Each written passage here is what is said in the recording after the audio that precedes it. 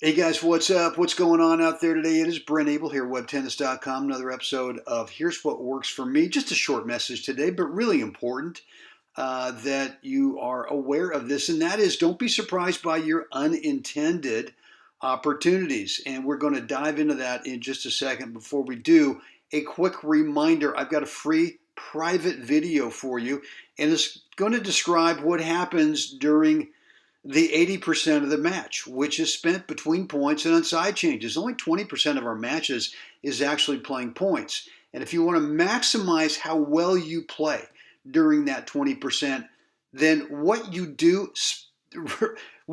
between points is absolutely crucial. I've got a 4 parts between points routine that I go through. It's taken a while to discipline it so it feels natural and instinctive. But when we're done today, if you haven't already done so, I want you to go over to webtennis.com. And all you have to do is drop in a first name and email over there, and you'll get access to a private but free complimentary description video of my 4 parts between points routine. Guys, this is super important. Don't be surprised by your unintended opportunities. And really what that means is like my playbook. Let's just take, for example, my backhand. I'm in a rally, baseline rally, and my playbook is really standard.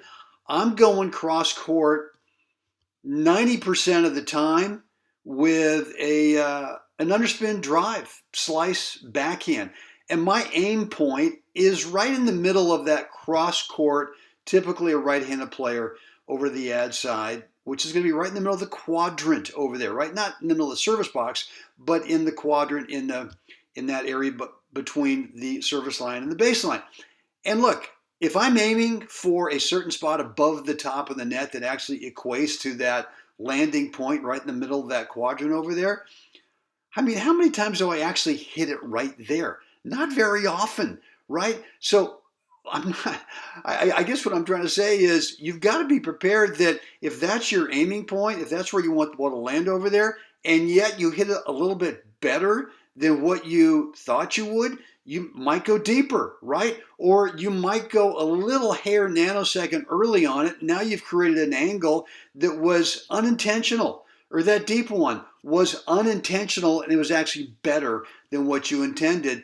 And you've got to be ready for the opportunity that you've just unintentionally created, whether it's going to be a short ball because your shot's now kind of eating the guy up over there, or maybe it's because that angle that you created because you were just a hair early at contact. That's okay, right? But now you've stretched that guy out.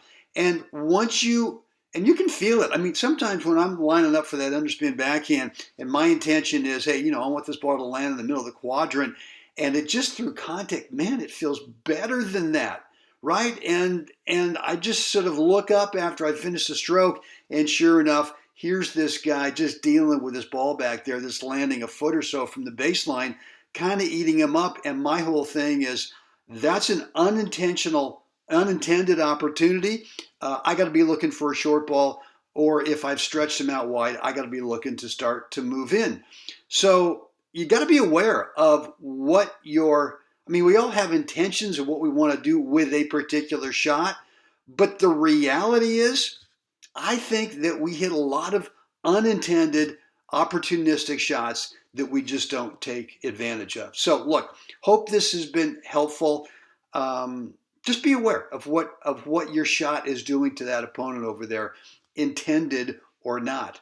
Let me know down below in the comments area. Maybe you got a question, some feedback, comments, whatever that is. I love to read them and respond to you. And look, just as a quick reminder, make sure that you go over to webtennis.com. If you haven't already done so, drop in a first name and email address over there so you can get access to a private but free descriptive video of what it is that I do between points. It's a very specific 4 parts, step by step. I do it every time. And when I do this, when I manage the 80% of the match, which is not playing points, it tends to help me have tactical focus of what I want to do to start the next point. And all the emotional stuff seems to stay in line, right? Even keel type thing. So, all right, guys, that is it for me today. And as always, yeah, it's time. We gotta get out there today. Yes, we have to help someone else have a great day. Guys, see you again next time.